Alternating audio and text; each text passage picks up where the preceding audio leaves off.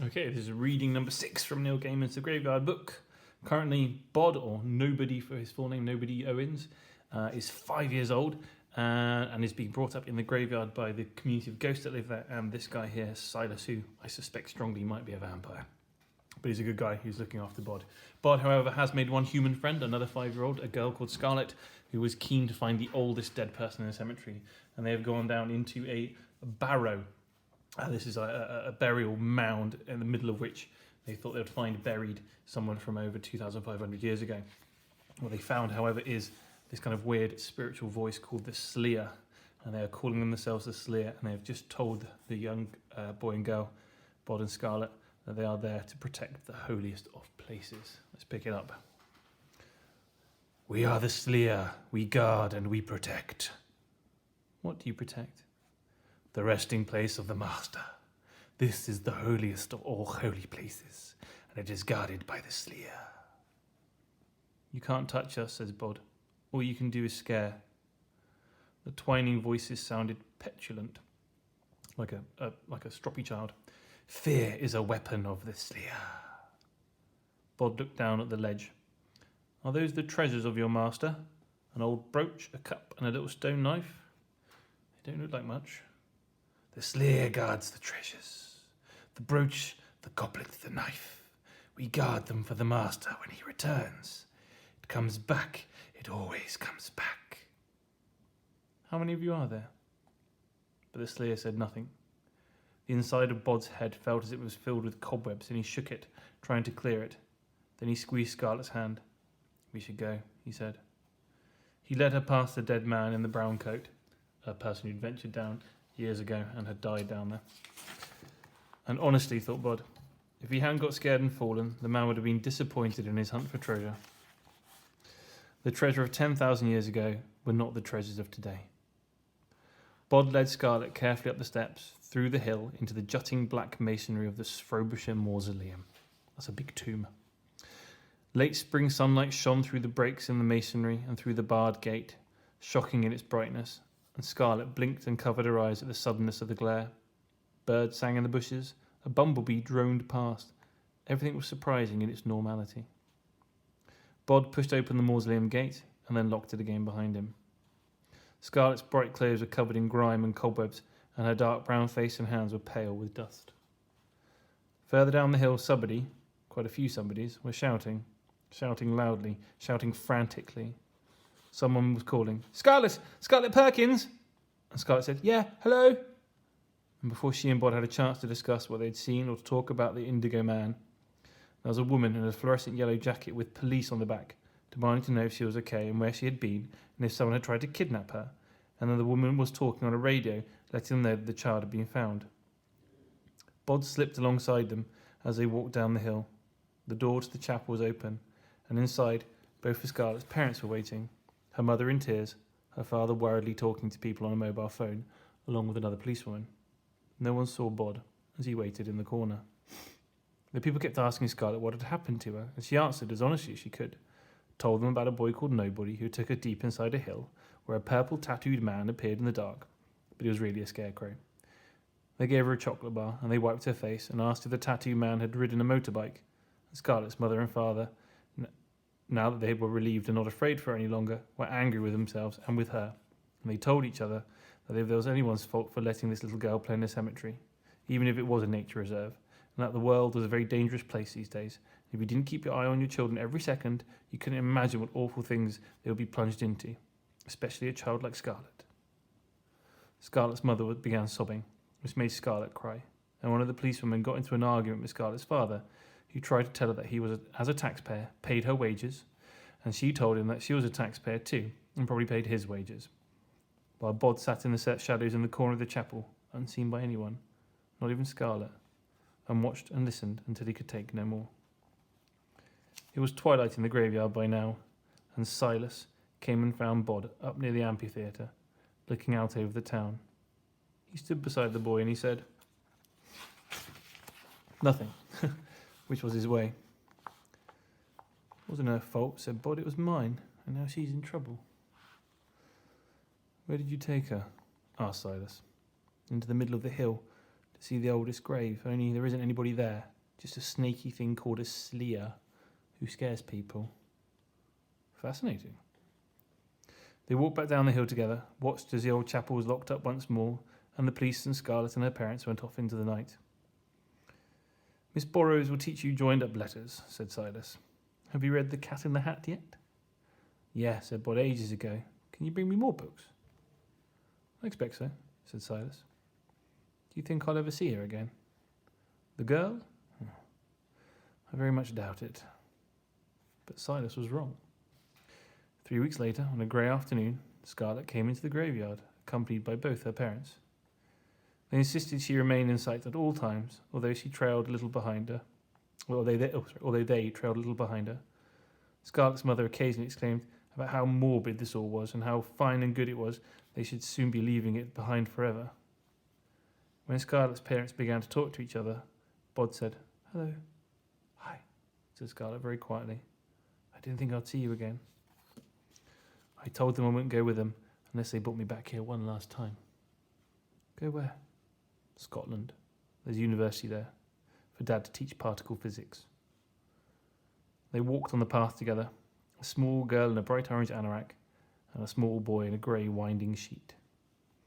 "Is Scotland a long way away?" "Yes," she said. "Oh. I hoped you'd be here to say goodbye." "I'm always here." "But you aren't dead, are you, Nobody Owens?" "Of course not." "Well, you can't stay here all your life, can you? One day you'll grow up, and then you'll have to go and live in the world outside." He shook his head. "It's not safe for me out there." "Who says?" "Silas, my family, everybody." She was silent. Her father called, "Scarlett, come on, love, time to go. You've had your last trip to the graveyard, now let's go home." Scarlett said to Bod, "You're brave. You are the bravest person I know, and you are my friend. I don't care if you are imaginary." Then she fled down the path, back the way they'd come, to her parents and the world. Always a tantalising picture for each chapter. This one says, above them in the sour red skies, things were circling on huge black wings. There's nobody. Don't know who these guys are, or those scary dudes either. Next chapter is called The Hounds of God. One grave in every graveyard belongs to the ghouls. Wander any graveyard long enough and you'll find it. Water-stained and bulging with cracked or broken stone, scraggy grass or rank weeds about it, and a feeling, when you reach it, of abandonment. It may be colder than the other gravestones too, and the name on the stone is all too often impossible to read. If there is a statue on the grave, it will be headless or so scabbed with fungus and lichens, that's a sort of little green mossy stuff, as to look like a fungus itself.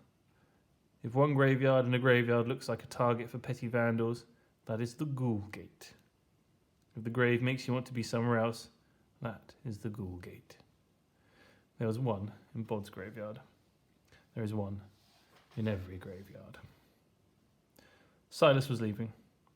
Bod had been upset by this when he'd first learned about it. He was no longer upset. He was furious. "But why?" said Bod. "I told you I need to obtain some information. In order to do that, I have to travel. To travel, I must leave here.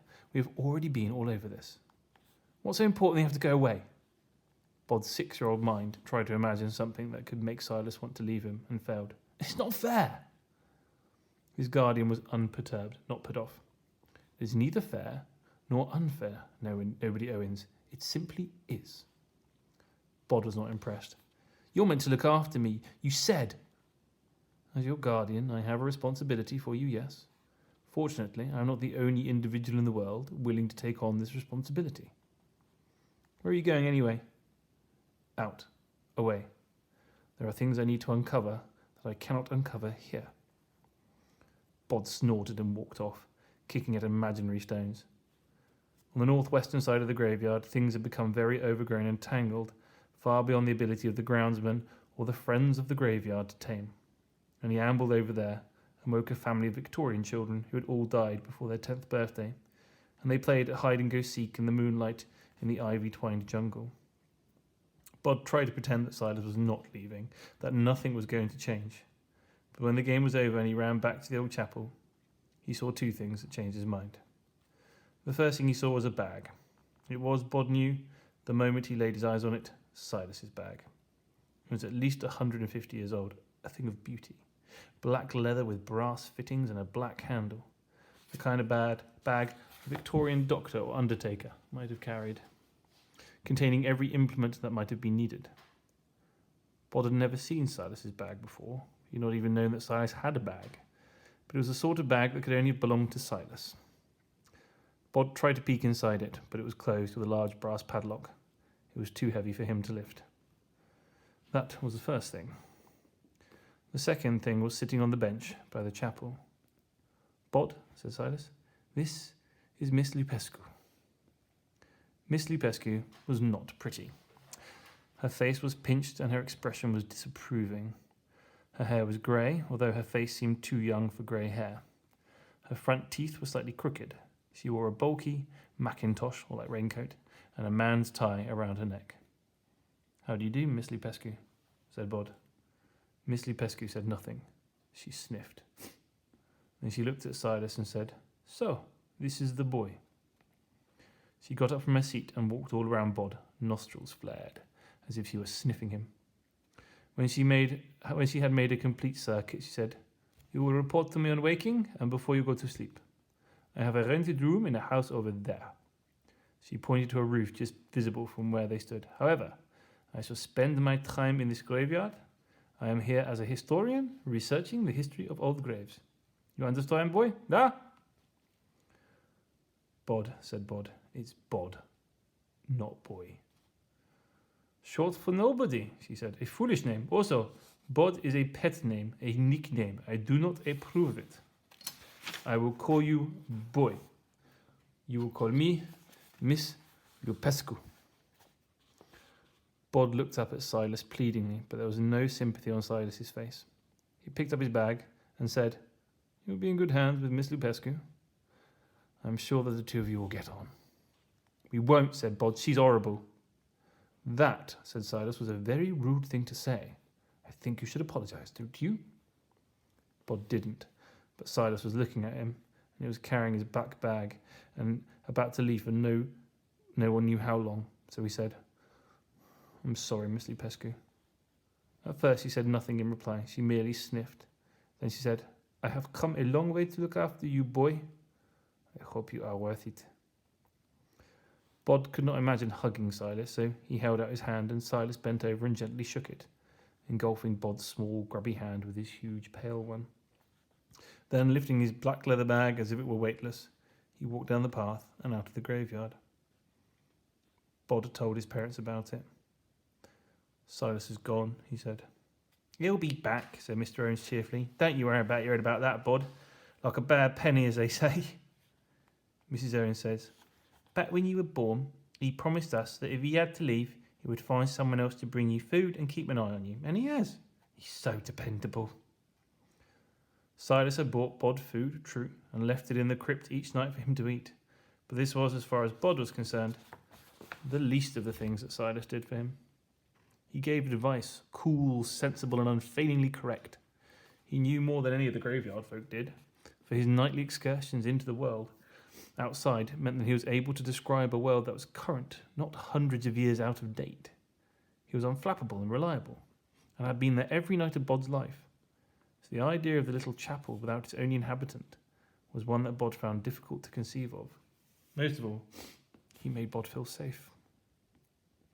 Miss Lupescu also saw her job as more than bringing Bod food. She did that too, though. "What is that?" asked Bod, horrified.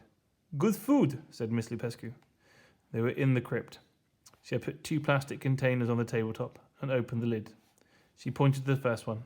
"It's beetroot barley stew soup." She pointed to the second. "It's salad. Now you eat both. I make them for you."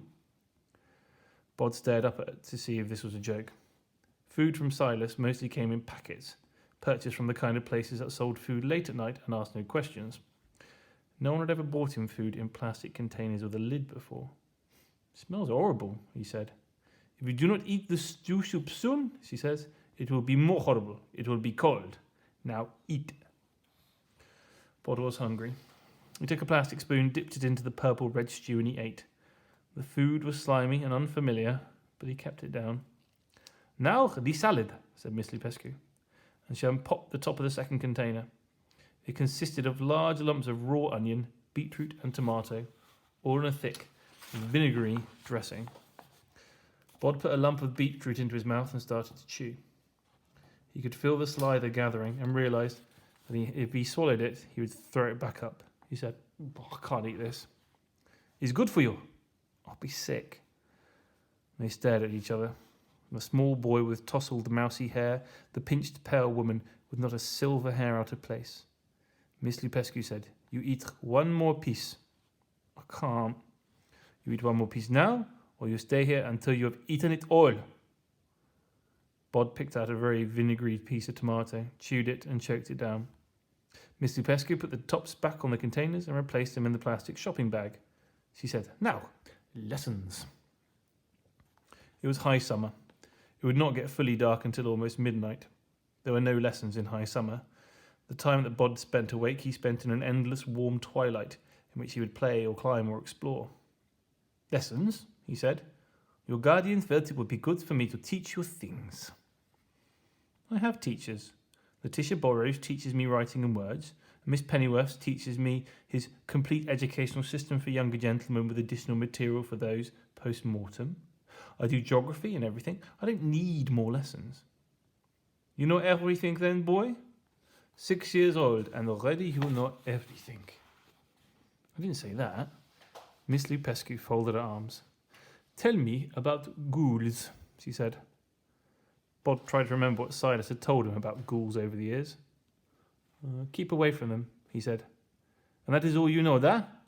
Why do you keep away from them? Where do they come from? Where do they go? Why do you not stand near a ghoul gate, eh, boy?